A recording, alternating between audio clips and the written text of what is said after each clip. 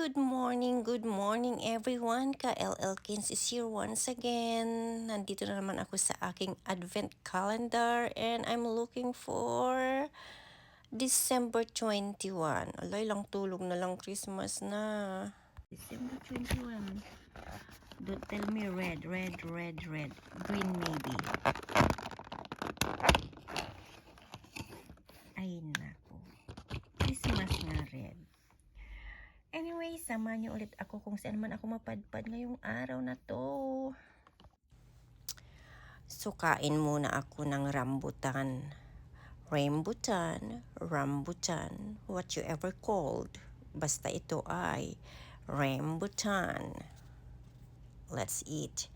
At habang kumakain, inanarrate ko ulit ang kwento ko ng pagkatapos kong nagkolehiyo.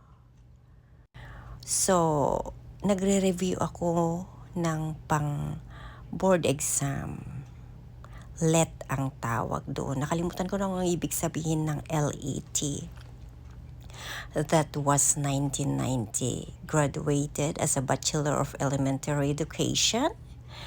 And then, habang naghihintay ng board exam, ang ginawa ko ay naghanap ng trabaho. Nag-apply everywhere. Of course, dahil hindi pa ako nakapasa ng board exam, nag-apply ako sa mga private school. Nag-volunteer din ako kung saan ako nag-practice teaching ng grade 5. Volunteer for like a month, June yata yun. And then here comes July, August, ganun. Wala akong mahanap. Meron akong kuwan sa Beehive, San Fernando, La Union. Ang problema, ang sahod is 900 pesos a month. At saka ito na, sabi ng aking landlord, why not na mag-apply ka na lang sa construction kung saan ako nagtatrabaho. So ayoko namang mabakante, so nag-apply din ako sa construction.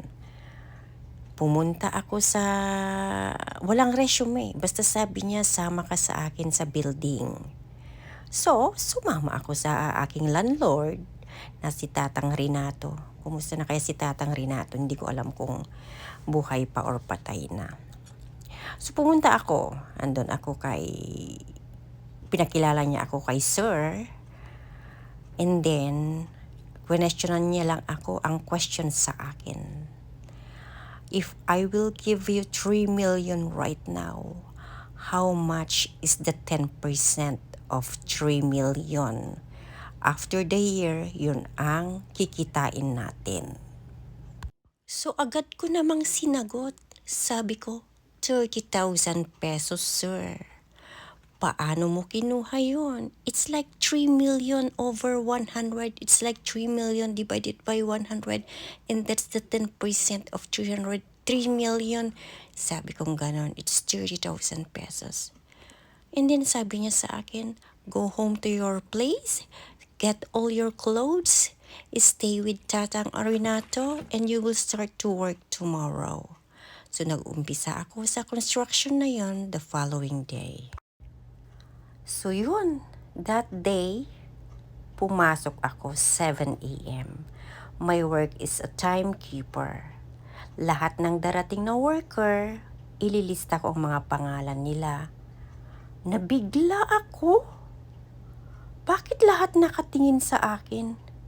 Never kong naisip na lahat palang nagtatrabaho sa construction ay mga gwapo't gwapito, pugito, lahat-lahat nandoon.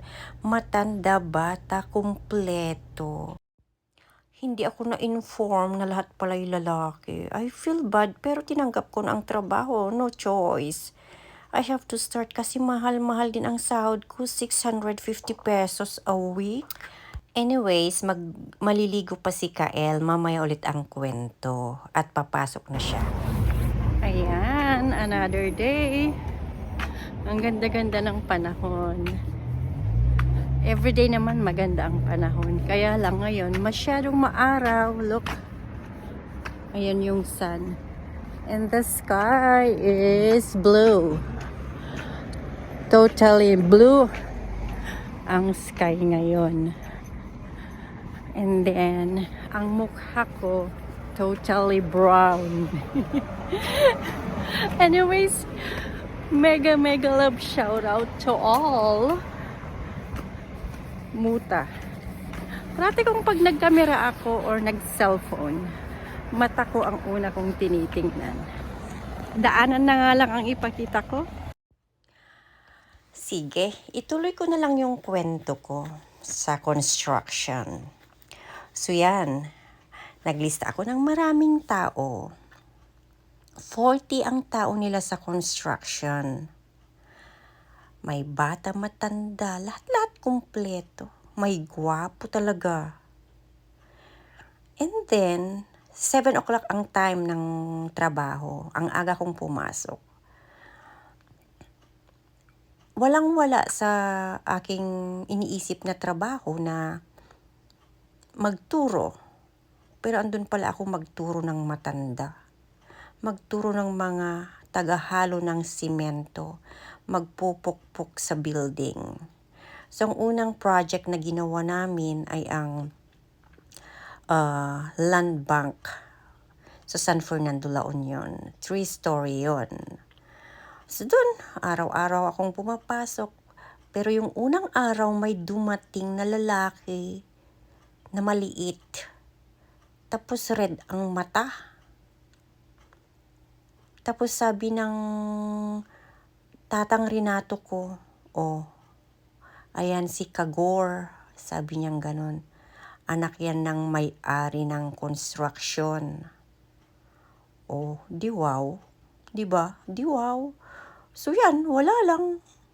Dahil may hangover siya, nagtrabaho naman siya, pero ang mga tingin ng mga lalaki talaga tumitingin sila sa akin. Palibhasa, ako lang yung isang girl. Ay, nakakatunaw pala pag maraming lalaki, pag bata ka pa. Pero, ni isa wala akong nagustuhan that day. And then, the following day, maaga na yung pumasok na Kagor na yun. Hindi na 11:00. At saka walang hangover. Thursday, Friday, sabi ni Sir Pedro, ang tatang ni Kagor, si Kagor daw ang magtuturo sa akin gagawa ng payroll. Payroll is the sahod ng mga trabahador. So yun, siya ang nagturo. Ang galing niya sa math. Ang galing ng kanyang penmanship. Pero, ang una niyang, nung sabi niya na you will start your work, sabi niya sa akin, andyan ang example. So, inopen ko naman ang page ng payroll. Andun ang mga pangalan ng mga tao. I-start mo nang isulat ang mga pangalan ng mga tao, sabi niya. Next page, may sulat. Ang sinabi niya sa sulat niya, Dear Elkins. Siya ang nagpangalan para sa akin ng Kael Elkins. Ang isa niya sa sinulat niya, If I will be granted, I'll take your hands unto the altar. Kapal ng mukha, diba? Kaya nainis ako dun. Feeling niya, oh my gosh. Kaya, pero na-inlove ako sa letter dahil ang ganda ng penmanship. Tapos, English lahat.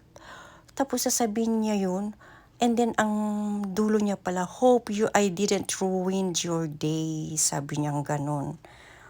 Ay, pero na-ruined na niya ako, in fairness. Kaya, parang, in Ilocano, nagburak ti darak kanya na. Bag kumamo, gwapo, amo nga gwapo. Rurod kun nga apo pa kawanam. Natapos na naman ang isang araw. Time to go home. At ako'y magpe-premiere na naman. So, again, thank you so much for watching. Thank you so much for all those memories. All those memories. YT memories sa mga nanonood sa akin. Kaligayahan ko kayo sa mga nanonood sa akin. Yung mga kunting kwentuhan lang natin sa YouTube. Actually, it's like for fun. Ayaw ko nang masyadong ma-stress sa YouTube. Nabitin kayo? Next time na lang. Thank you again for watching and see you next time. I love you all. Bye-bye for now. Please don't forget to subscribe kay LL Kins.